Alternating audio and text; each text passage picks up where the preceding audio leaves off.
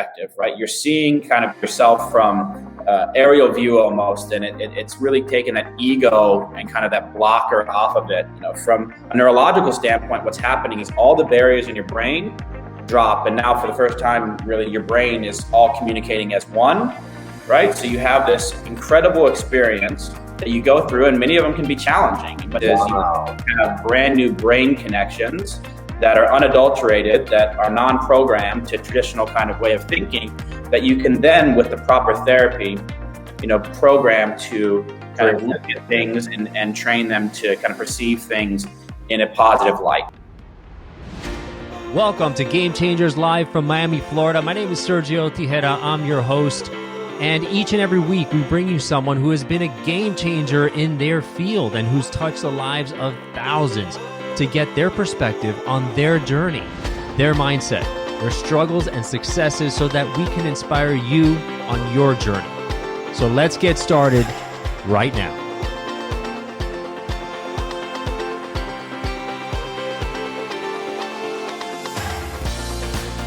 Gamechangers is the top 2% podcast globally, so thank you so much for your support. You can catch us each and every week on LinkedIn, on Spotify, on Google Podcasts, Apple Podcasts, YouTube, you name it, wherever you'd like to enjoy your content. You can find us here each and every week. And so my guest this week is Josh Bartch, and he's the director, CEO, and chairman of Mydecine Innovations Group. His entrepreneurial career took off in 2009 when he co-founded audiotranscriptionist.com and founded the Denver-based dispensary Doctor's Orders. Following these ventures, he founded a boutique investment firm that operated throughout the US and Canadian markets. And in 2014, he co-founded cannabis.io, the United States' most significant legal and sophisticated cannabis wholesale platform. He took the successful exits from Audio Transcriptionist and cannabis.io and now founded Mydecine here. So welcome, my friend. Thank you for having me. And, first and foremost, congratulations on your success being in the top 2%. That's a huge win. So congratulations. Thank you, man. Thank you. It's been a lot of hard work, but we're up to about 65 episodes now. And it's great content from guys like yourself around the country and around the world that's made this. So, Josh, tell me a bit about your background, kind of where you started off, because you're in a space now that you've been on the cutting edge of stuff, right? Especially with the cannabis, and now into therapeutics and the development and research of how psychedelics can help out with a lot of mental health issues. But take me back to your childhood, your kind of growing up. What was that like? What was that space like for you?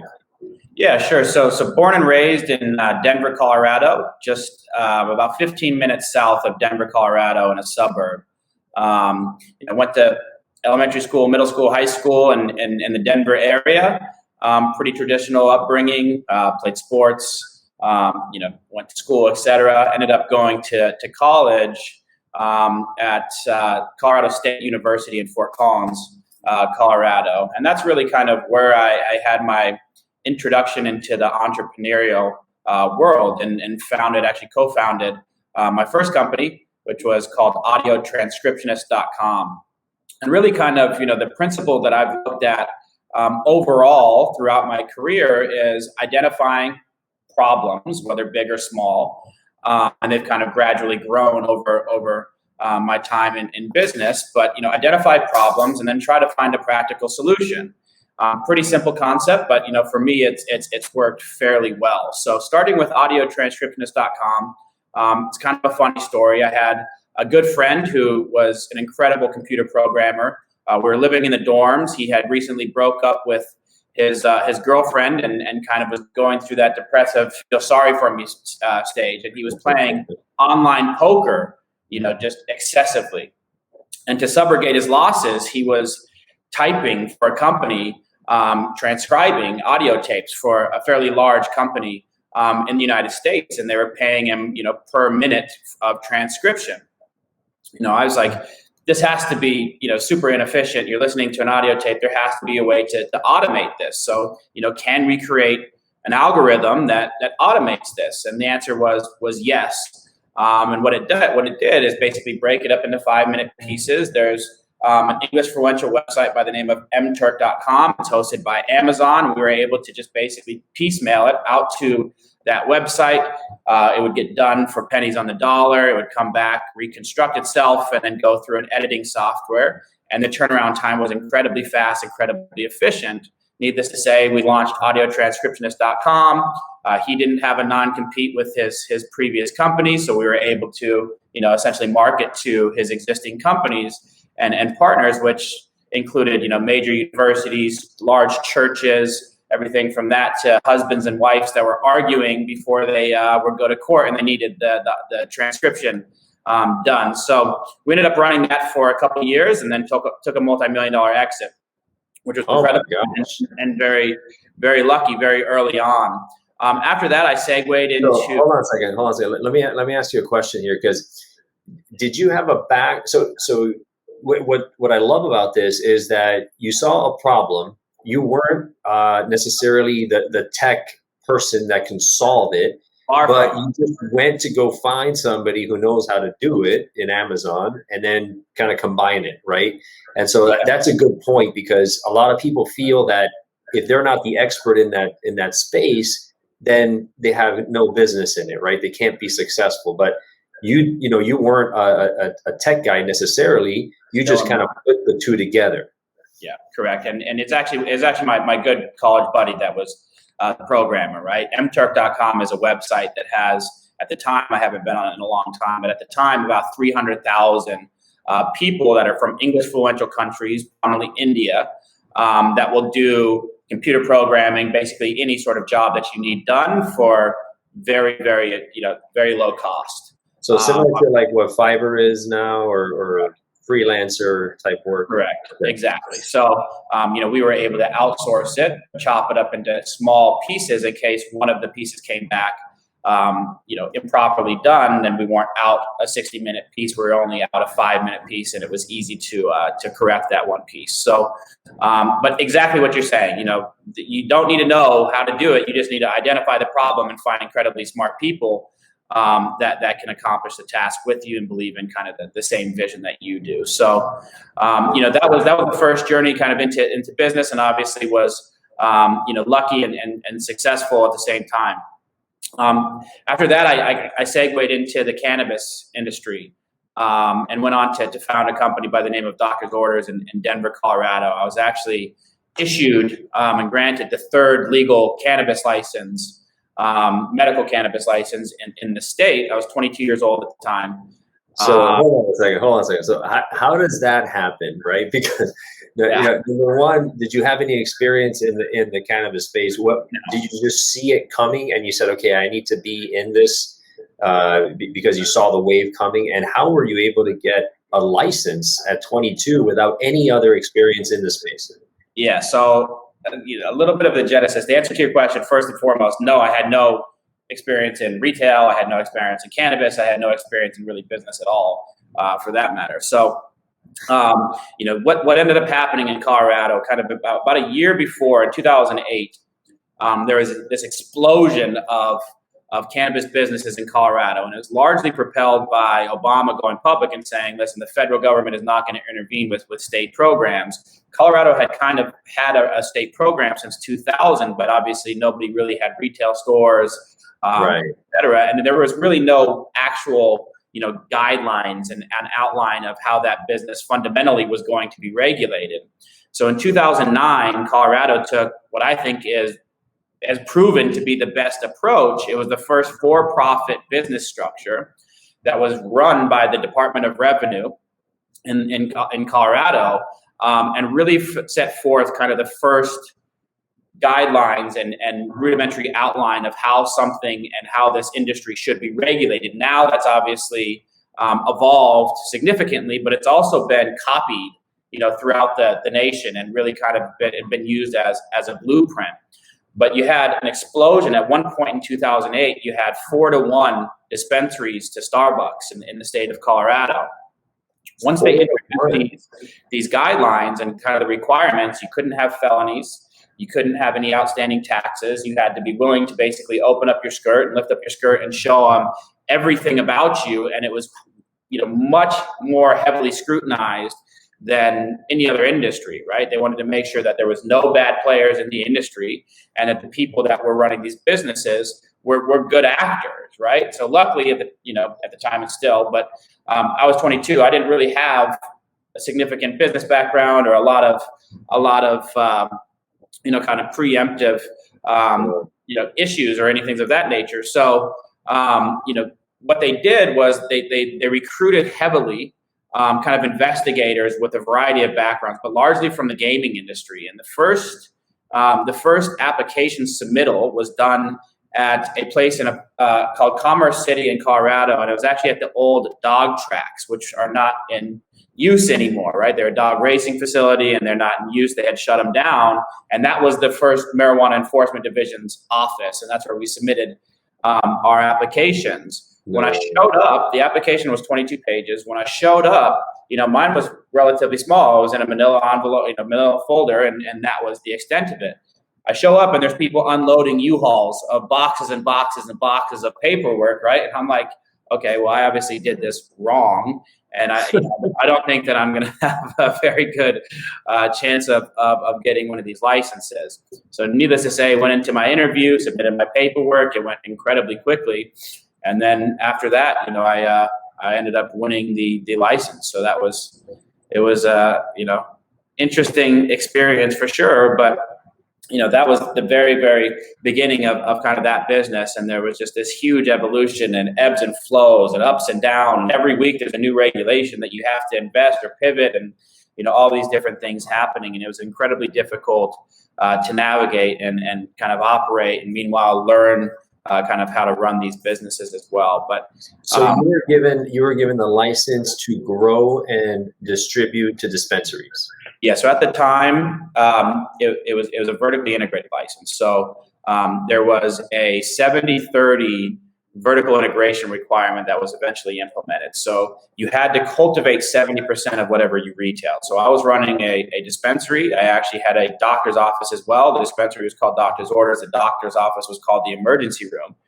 And basically, it was fully vertically integrated. We'd cultivate our own cannabis. We'd retail it. And we had a doctor that would write the cards on site and the recommendations on site as well. So, kind of grew that business organically and started to expand throughout the state of Colorado.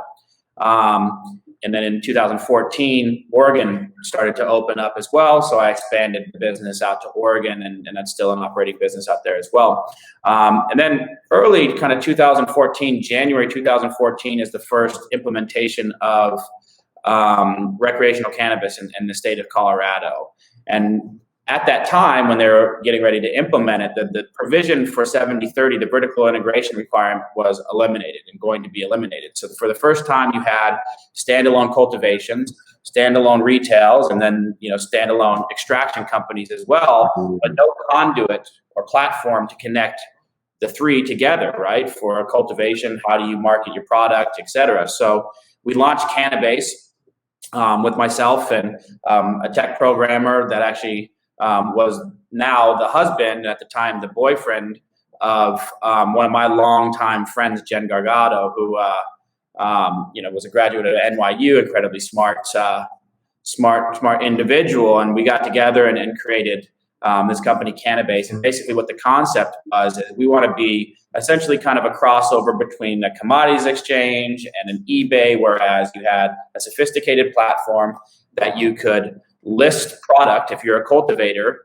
on the platform that would show, to the retailers what your product was, but at the same time was collecting analytics, and the back end talked to the testing facilities. So we had real-time data on yeast mold, percentages of THC, et cetera, all of the required testing, so they could see what your product was, but also to the point of sale system. So you had real-time inventory levels with the hopes that eventually you could kind of have an AI component in there that would ping them, okay, you need this, here's this available on the marketplace. Wow. But also a virtual negotiation as well. So kind of a bid and an ask if you're on the stock market, where you could virtually negotiate pricing and people could see the analytics. We ended up trademarking Canalytics as well, so we were probably the largest aggregator of data at the time. We launched that and very quickly took about 85% of the wholesale market share in the state, and then started to expand, and it was acquired by a company by the name of Helix TCS very, very quickly, about 16 months after we launched. So yeah, so that was kind of the second exit. So, and then so build. hold on a second. Again, you found a problem that wasn't being addressed.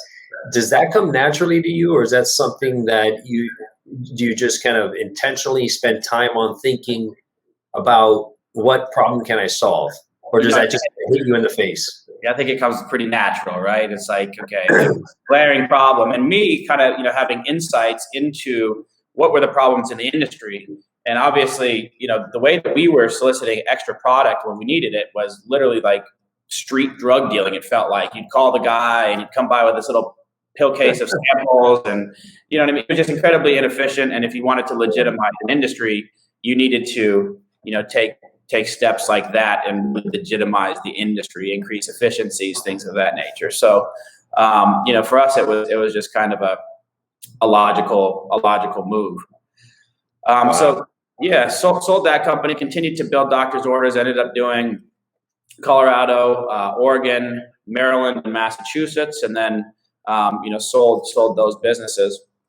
Founded a investment firm by the name of Evolutionary Ventures, just kind of largely started with my own money, and then started raising additional money for outside companies and doing some consulting, and then eventually partnered up with my two co-founders of Mydecine, which is Rob Roscoe and Damon Michaels, and they had also come out of the cannabis space, amongst other things. Rob Roscoe is our chief science officer. He's one of the leading geneticists, I think, in the world. But and then Damon Michaels was one of the executive level management, and Rob was a lead scientist at a startup out of Colorado by the name of EBU. So EBU was doing the scientific approach to cannabis. So they created a patent portfolio of around, I think, 45 either provisionals or pending patents, et cetera. And it was eventually acquired by Canopy Growth for $429 million. So, I mean, they had a huge exit in November of 2018. And then, we got together and kind of looked at this new re-emerging field of psychedelics. This is not new stuff. It's just kind of re-emerging due to, regulatory allowment, if you will, and kind of, more acceptance, more data coming back to the mainstream, and said, what does our approach need to be? And we founded Mydecine. Wow, that's quite a story. Now, how old are you? I am 34. That's a hell of a resume and list of accomplishments for only being 34, my friend. So congratulations on your success. That's a heck of a track record. A number of nuances. Anytime you're doing things like that, right? We've hit roadblocks. We've ran through challenging times. We've had problems to the biggest degree that you could ever imagine. We've building businesses. You run out of money. You're doing this. It's the startups, and eventually, if you keep your head down and you stay focused on what you're trying to accomplish, sometimes you need to be nimble, sometimes you need to pivot, but ultimately, if you stay focused and work hard, you should be fine. And that's a great point that you're making right now, because the problem with being an entrepreneur is that there's no guidebook, right? There's no map as to kind of here's how you do it. You're going to have to kind of feel your way through it, and especially in such a new, let's say, new industry where regulations, like you said, are coming out daily. How do you, were there times where you just said, man, maybe we're in too deep with this, like we should close down? Did that ever cross your mind, or what? I mean, more than you'd ever know. So, we'll go back to kind of like the cannabis story. So September 2012, at the time I had one store, one cultivation in the doctor's office. The store was located across the street from a university by the name of Regis University.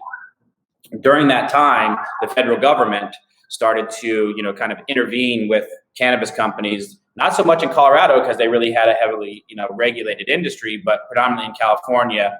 And what they're doing is looking at companies that were within 1,000 feet of schools, but they had only targeted grade schools and elementary schools for the most part, right?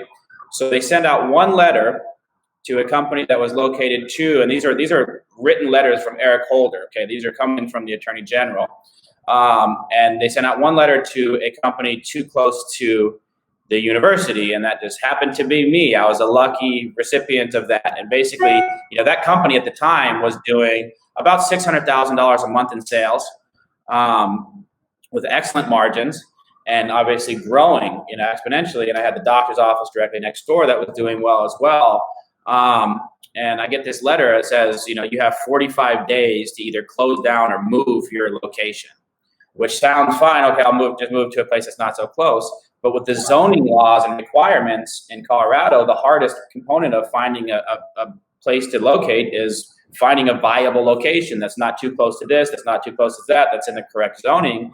And a lot of them had been, gobbled up. So it was very, very hard to find a location, especially to kind of keep it in the vicinity where I could keep retention on the clientele that I had built, right? So that was another example of just like, holy crap, what am I going to do? I have 45 days to completely uproot, find a new place, move my business, or the feds are going to come shut me down. And, there was numerous times like that. That's the extreme example, but there's numerous times like that where, you have to pivot. So I ended up buying a dispensary that wasn't doing very well. It was operating at a 600 square feet, and it was relatively close, and they're doing not a lot of business. And I hugely overpaid for the business because I had to out of necessity, and then ended up, acquiring the strip mall that they operate in, and drastically expanding the space, and eventually built the business back up. But, it was definitely kind of, there's many instances like that where you run into a wall and you have to say, okay, and you quickly pivot and be nimble and not give up, right? Not just say, okay, fine, throw in the towel. This is too much to handle. And I think a lot of people will do that, and that's really what separates, a true entrepreneur and people that just want to do, traditional jobs, I guess. Yeah, the persistence and the never give up attitude is so important in this space. So now tell me about Mydecine. So this is a very important topic, because as we all know, because of the pandemic, the mental health issues have surfaced, and the openness and willingness to admit that we have PTSD, we have anxiety, we have mental health issues is more prevalent now than ever. And now, and the third component being like the reemergence, let's say, of psychedelic therapeutics and so forth that were kind of stamped down for many years, are now the society is open to it. So again, you're seeing the wave coming, right? And you're right at the at the precipice of that once again. So tell me about what you guys are doing with Mydecine. A second.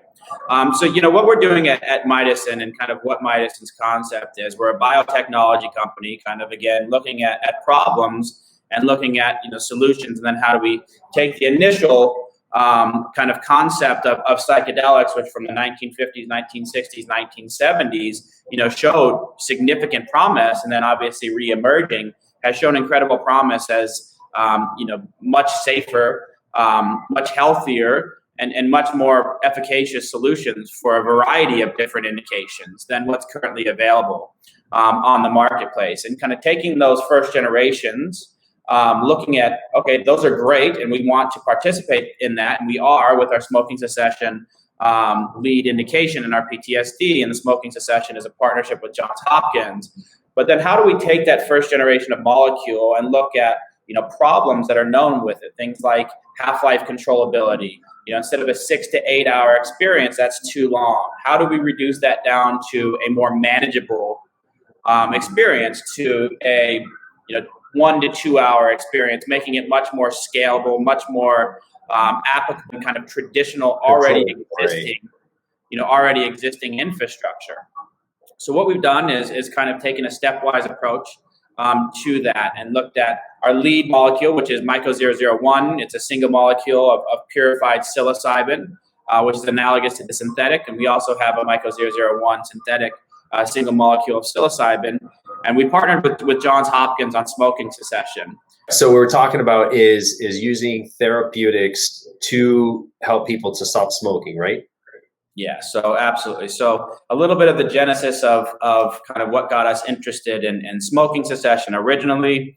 So Johns Hopkins, led by an individual by the name of Dr. Matt Johnson, launched a pilot study a number of years ago looking at a patient population of 15. These are lifelong smokers. Average smoke time was 31 years. Average quit attempt was a median of 6.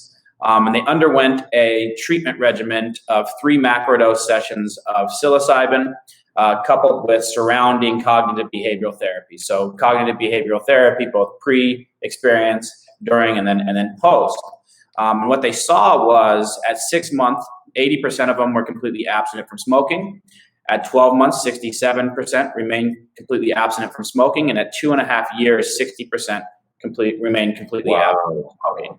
So mind you, it's a small patient population, but nonetheless, when you interview these individuals, the experience was so profound that most of them never even thought about touching another cigarette, right? It gave them kind of a deep introspective look at what smoking really is doing to people. It kills 480,000 people in the United States alone annually, right? 1 in 5 die of smoking or smoking-related causes, right? So this is a huge problem. All the other addictions combined are a little blip on the scale compared to what smoking's killing, but it's just not widely discussed for tobacco lobbying issues and a number of different issues, I think. But now, for those out there who have never tried psilocybin in any kind of form or degree, explain why these smokers, did they say why they stopped? I mean, what was that game-changing moment with them and their journey, and that experience that said, oh, okay, I don't need this anymore?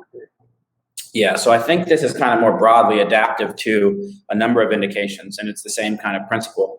Definitely for addiction, we believe that this is the tip of the iceberg and can be utilized for all other addictions. But basically what's happening is you have preparatory meetings, kind of preparing the individuals for their experience. And during those meetings, kind of, on a high level, what you're doing is the first meeting between psychotherapist and patient is building rapport. The second is kind of whatever the substance, in this case, smoking is, tell me all the reasons why you like to smoke. The third is, why would you like to quit? And then the fourth is kind of, I don't want to say doomsday, but really kind of letting them understand the perils of smoking that they don't see on the exterior, right? So, smoking is a unique addiction, whereas the vast majority of the smokers can live completely traditionally normal lives, right? It doesn't ruin your job. It doesn't ruin your family. It doesn't ruin you financially. So it's a raw addiction, right? But they know it's killing them, but they still do it, right? Right. So on that last meeting, right before their experience, you're really kind of embedding into their head, the statistics around it. Again, it kills 1 in 5 people in the United States alone, 480,000. Almost 100,000 of that 480,000 on secondhand smoke. So you're not just killing yourself, you're killing other people. Sure. Amongst other things, your family needs you, et cetera. And when they undergo this experience, which is deeply introspective, right? You're seeing kind of yourself from aerial view almost, and it's really taken that ego and kind of that blocker off of it. From a neurological standpoint, what's happening is all the barriers in your brain drop, and now for the first time, really, your brain is all communicating as one, right? So you have this incredible experience that you go through, and many of them can be challenging, but it's a really deep realization of what you're actually doing, not only to yourself, other people, right? And when they come out of it, they also have this neuroplasticity. So Yale just put out a study in mouse models showing that there's neuron outgrowth for a month after a single experience of psilocybin. And what that means is you have brand new brain connections that are unadulterated, that are non-programmed to traditional kind of way of thinking, that you can then, with the proper therapy, program to kind of look at things and train them to kind of perceive things in a positive light, I guess, if you will, or a different light, right? Whether that's PTSD and you have, people that have gone through incredibly traumatic experiences, or war veterans that I should have saved my friend, and the whole time I should have saved him, I shouldn't save him.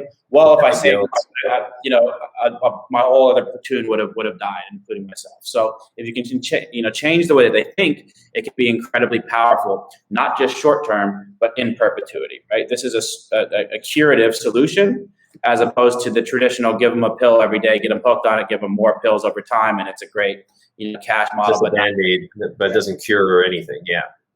Correct. So that's really what got us. That there's new neural pathways being formed just from one experience is absolutely mind-blowing. I mean, that is unbelievable. That is a game changer for sure. absolutely. So, we started the conversation with Hopkins, and then, understood that they had an ongoing clinical study, a phase 2 for smoking cessation, looking at a much larger patient population. And what this is looking at is 100 patients. And what they did is they reduced it from 3 experiences down to a single macrodose. And they paired it against what's, basically the gold standard. So in this case, nicotine patch. Identical cognitive behavioral therapy across both treatments. And actually, Dr. Matt Johnson, who's our lead PI, just recently talked about the interim results at the Wonderland Miami Psychedelics Conference. And what that showed is at 12 months, 59% completely abstinent on a single macrodose, comparatively speaking to the nicotine patch, which is in the low 20s. And I think that the reason why the nicotine patch was successful is because the cognitive behavioral therapy in our protocols is so good. Right? The nicotine patch in their clinical trials is in the single digits at 12 months. It's not effective, right? And you see the same thing across all of the other available treatment modalities currently available for smoking cessation, and really, for that matter, addiction. Very, very low success rates, and definitely not durable success rates. These are temporary. As soon as they get off the pill or the patch or whatever it is, the cravings kind of come back. So that really got us interested, and we started working with Hopkins. Ended up partnering with them and designed what's now getting ready to launch Q1 of next year, we believe, which is a seamless 2-3 study. So basically a 2B/3 study combined into one study. It's a really efficient kind of creative study that compresses your time to market significantly. And basically, to qualify, you need to be able to show significant evidence that what you're doing is going to be effective. And this really got concreted recently, that what we chose to do with smoking cessation is a good indication for psychedelics as a starting point when NIDA, which is the federal government that regulate drug and addiction, which is funded by the NIH, provided a $4 million grant to Matt Johnson, who's our lead PI, for a concurrently run smoking cessation study that's using our drug as well, based off his grant application that he submitted, well over a year ago. It's the first time in 50 years, 50 years, that the federal government has supplied funding for the use of psychedelics for a therapeutic use. So for us, this was, absolutely validator and a huge game changer. So something that got us even more excited than we already were. So, that's the first generation and our smoking cessation protocol. So like I kind of stated earlier in the talk, is that we look at that as a first generation, a stepping stool, and kind of our first to market. So we believe we'll have that product to market as early as 2024, and actually, applying that to patients. But we have a Myco 004 product, which is a new chemical entity, an NCE that carries several layers of patent protection. We've made significant improvements. We have an incredible science team. We have our director of medicinal chemistry. His name is Dr. Denton Hoyer. He just retired recently as the director of small molecule at the drug discovery core unit at Yale Medical Center. Before that, he spent about 3 decades at Pfizer, Novartis, and a number of other pharmaceutical companies designing small molecules. But considered one of the top in the world for designing small molecules, in conjunction with our chief science officer, Rob Roscoe. And then we have an exclusive partnership out of the University of Alberta, which is ranked top 15 in the world for drug discovery, that gives us, carte blanche access. And we have about 20 PhDs up there that are working on, improving these molecules, bringing them to fruition, doing our benchtop chemistry, our in vivo studies, et cetera. And our lead candidate for a second generation is Myco 004. So what we've done with this molecule is we've taken psilocin, so the active metabolite of psilocybin. So the way that your body metabolizes psilocybin is a starting molecule. Your body metabolizes it through the liver. It converts it automatically into the active metabolite called psilocin. And that's actually what's psychoactive, right? Psilocybin is not psychoactive until it converts into psilocin. But psilocin is incredibly unstable. So if you think of psychedelic mushrooms, and those that know about it, there's always a bluing if you pinch it, right? You squeeze it. That's the degradation of psilocin. So it's incredibly unstable, very hard to apply to a pharmaceutical drug because you need the shelf. Oh, yeah. So we've been able to change the molecule to have over 12 months of shelf stability on psilocin, the actual active metabolite. So the onset time is incredibly fast. We've also been able to make it skin permeable. So it's deliverable on a patch. So it bypasses your liver, bypasses that as well. So the onset time is incredibly rapid. And then we've been able to reduce the half-life down to about a 2-hour start to finish experience time, which is obviously much more scalable. It requires much less infrastructure. And the goal kind of overall is to eliminate this whole notion of psychedelic clinics and eliminate the psychedelics of the whole thing and make it as something that your traditional therapist, your traditional doctor are prescribing to their patients as kind of a frontline form of treatment.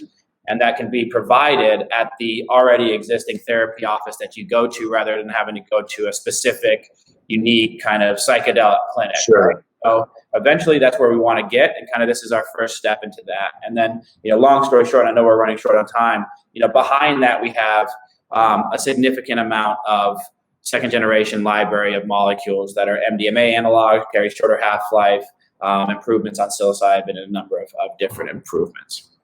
Wow, that's unbelievable what you guys are doing. Obviously, you have an all-star group of researchers and PhDs working on this. And the fact that you can make it, kind of short, sustainable, scalable, and with a good shelf life is extremely powerful, because you make it almost surgical, right? Versus going on this long trip, it's like you can control the barriers around it. Correct. So, and then what do you see as the future? 5 years from now, do you see the psilocybin and these other therapeutics just nationally being used to help cure a lot of these ailments, or do you think it's going to be like a 15-20 year run? No, I think much faster than that, right? You have MAPS already in phase 3. You have Compass just put out their phase 2B data, so they'll move into phase 3 relatively quickly. But then I think it's going to be, that's the first progression. It's a learning curve, and getting, you have two different kind of things of the coin, and something that I haven't talked about, and we'll touch on is our technology platform, MindLeap. But you have this kind of, two different phases. So you have the first, which will be FDA approval. And then you have kind of the adoption from the general public, because it's so taboo. It's, it's just so unique. It's going to take a while for that, for individuals to understand, like, okay, I actually want to go through this experience. And the catalyst to that, I think, is going to be the medical community, the general medical community, not a niche part, but the general medical community adopting it as a legitimate form of treatment. And that takes good players, it takes great data, that takes really good kind of unique infrastructure. But I think that will, be kind of a curve, and something that we've done to aid in that is launched MindLeap, which is a technology platform that originally started off as kind of fixing another problem, which is the scalability in this treatment. So if you look at the protocols of Compass's treatments, of our treatments, 7/10 or 8/10 or 9/10 of the equation are one-on-one interaction with therapists that you're not under any influence of any substances, right? And historically speaking, those have been done in person, but there's no reason for them to be done in person, in person, because geographically speaking, now and currently, and it'll grow over time, I hope, but the locations that you can receive this treatment is very limited, right? So people have to travel. And it's unrealistic to expect people with normal life jobs, et cetera, to travel large amounts of distances, once a week or, sometimes twice a week, et cetera, over 13 weeks or whatever, right? So you have to make those meetings, I think, remote. So we created a HIPAA-compliant telehealth platform by the name of MindLeap that aggregates trained professionals in psychedelic integration. Now we have over 150 of them under one roof. And then we also introduced a media platform that, amongst other things, has very digestible conversations with the world's top professionals. So these are from Yale, these are from Johns Hopkins, Imperial College, a number of different collaborators, a lot of our scientists and other people's scientists, talking about what are these molecules, how do they interact with the brain, what works for what can I expect, why is it working, et cetera. So you can give kind of the general consumer digestible information that they can understand that these are safe, efficacious, how they work, what to expect, right, where I can go, et cetera. So, hopefully that will aid in that kind of learning curve process. And then additionally, we also have a number of kind of ancillary services. So sleep meditations, guided meditations, addiction services, et cetera, that are all on the application. So your users and your watchers can go to, the Apple App Store or the iOS App Store and the Android store as well, and download MindLeap. So it's MINDLEAP, MindLeap. So that's available right now. 100%. Yeah, we have, now it's 50,000 downloads. So we're growing and rapidly. But we just launched a new and improved, and we're constantly iterating. We built all the technology with our in-house development team. So it's a very, very secure, very well thought out, very solid platform. I think the leading platform in the space for sure. Powerful. And so, are you guys public or are you private right now? We're public, so we trade on right now the NEO exchange, which is one of the tier 1 exchanges in Canada under the stock symbol MYCO. We have a sub-listing in the US, but we're actually going NASDAQ Q1 of next year, and that will be under MYCO as well. So we already have our NASDAQ symbol reserved, and that will be MYCO in the States coming here soon. Congratulations, man. What a powerful story. Unbelievable, research and production that you guys are doing. It's going to help a ton of people in the US and across the world, really.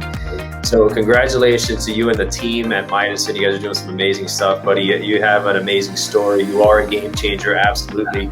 And so wishing you all the best in your endeavors with your team, and hopefully we'll see you soon, maybe here in Miami sometime on your way back to Colorado from Puerto Rico. I look forward to it, and happy holidays to you and yours. Okay? Thank you. Love what you heard in today's episode of Game Changers. Please subscribe and rate us. The lessons and the stories in these podcasts are immensely valuable, so I invite you to share them with a friend who needs to hear it. You may end up being the game changer in their lives.